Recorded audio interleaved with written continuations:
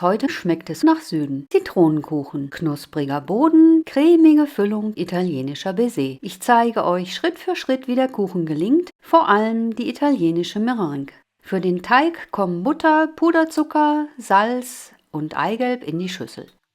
Ich verrühre alles, bis sich das Eigelb gut verteilt hat. Dann kommt das Mehl dazu. Sobald der Teig zusammenkommt, höre ich sofort auf zu rühren. Hier entscheidet sich, ob der Teig schön mürbe wird und nicht zäh.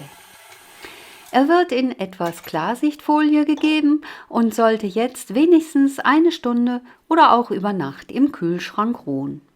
Ich bilde immer schon eine runde Form, dann habe ich es später beim Ausrollen leichter. Dies ist der Boden meiner Springform, darauf befindet sich Backpapier. Mit der Hand wird der Kreisboden in das Papier gedrückt. Der Teig wird mit einem weiteren Bogen Backpapier bedeckt und ausgerollt. Wenn ich ihn umdrehe, kann ich den runden Abdruck erkennen und so weiß ich, wie groß ich den Boden auszurollen habe.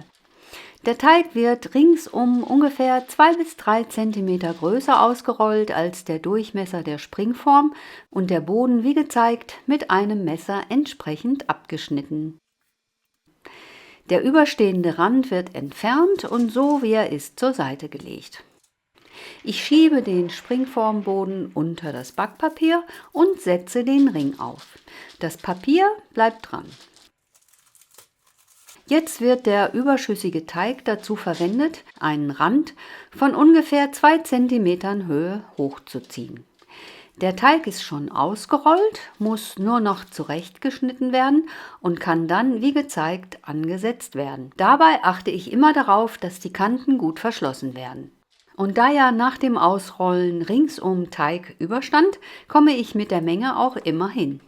Der Teig wird mit einer Gabel eingestochen, mit einem vorzugsweise rund ausgeschnittenen Backpapier bedeckt und darauf kommt ein Gewicht, damit der Teig beim Backen nicht hochkommt.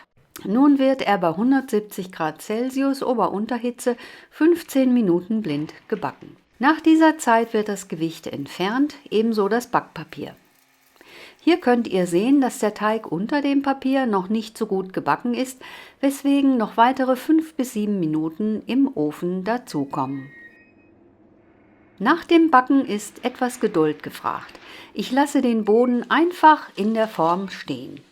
Wenn ihr ihn zu früh bewegt, zerbricht er leicht, also wirklich erst komplett abkühlen lassen. Also können wir uns jetzt der Zubereitung der Füllung zuwenden. Dazu wird die Schale zweier Bio-Zitronen über einer feinen Reibe abgerieben. Wenn ihr, so wie ich, etwas Klarsichtfolie auf die Reibe legt, habt ihr es einfacher, eure Entscheidung. Auf den Zitronenschalenabrieb kommen der Zucker, Eier, Eigelbe und Zitronensaft. Alles wird verschlagen. Ein Topf mit Wasser wird aufgesetzt und die Masse wird unter ständigem Rühren so lange geschlagen, bis sie dicklich wird. Das ist bei ungefähr 70 Grad der Fall. Wenn ihr genau hinschaut, könnt ihr etwas aufsteigenden Wasserdampf erkennen. Die Schüssel wird vom Feuer genommen und ich kann die am besten in gleichmäßige Stücke geschnittene Butter einarbeiten. Anschließend wird die Creme auf den mittlerweile abgekühlten Boden gegossen und verteilt. Für den italienischen Baiser habe ich das Eiweiß gewogen und dann die doppelte Menge an Zucker abgemessen. Und ja, es ist viel, aber mit weniger Zucker funktioniert es nicht. Dann wird mit gerade so viel Wasser aufgefüllt, bis der Zucker feucht ist. Das Eiweiß wird zu Eischnee geschlagen.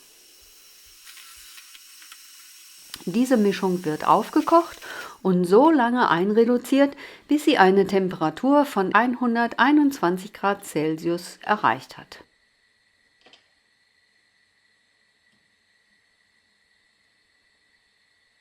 Beim Messen mit dem Digitalthermometer ist es wichtig, nicht am Topfboden zu messen, sondern an der Oberfläche der Zuckerlösung. Zucker verhält sich anders als Wasser, er wird heißer als 100 Grad. Je mehr Wasser verdunstet, desto höher steigt die Temperatur. Deshalb dauert es ewig, wenn zu viel Wasser im Topf ist. 121 Grad sind wichtig. Darunter wird die Meringue nicht stabil, darüber wird sie bröselig. Also lieber sauber messen.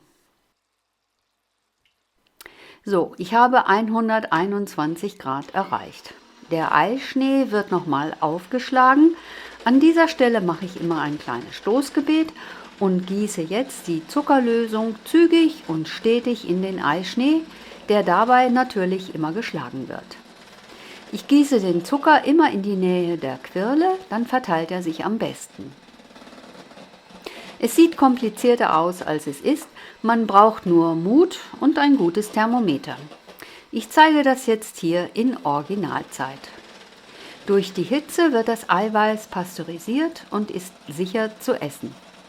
Es wird noch so lange geschlagen, bis es nur noch lauwarm ist. Das merke ich daran, dass der Eischnee die Tendenz hat, nach oben zu wandern.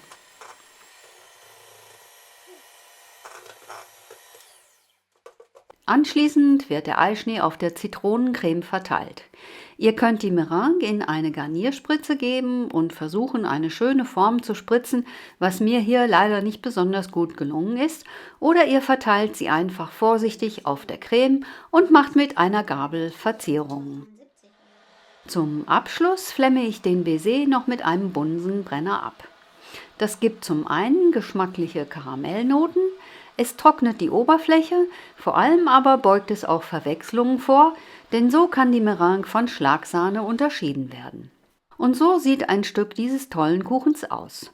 Knuspriger Boden, intensive Zitronencreme, leicht karamellisierte Meringue. Wenn ihr Lust habt, probiert es aus. Vielleicht probiert ihr dieses Essen hier einmal aus. Hier ist die Zutatenliste. Zitronenkuchen, Mürbeteig, 125 Gramm Mehl, 100 Gramm weiche Butter, 50 Gramm Puderzucker, eine Prise Salz, ein Eigelb. Füllung oder auch Lemon Curd genannt, Zitronenschalenabrieb von 2 Zitronen, 150 Gramm Zucker, 150 Gramm Zitronensaft, 3 Eier, 3 Eigelb, 135 Gramm Butter. Italienischer Baiser, 3 Eiweiß, ca. 180 Gramm Zucker, das ist Doppeltgewicht vom Eiweiß, 20 Gramm Wasser. Wenn euch das Video gefallen hat, abonniert doch bitte meinen Kanal. Und vielleicht gefallen euch ja auch noch diese Videos.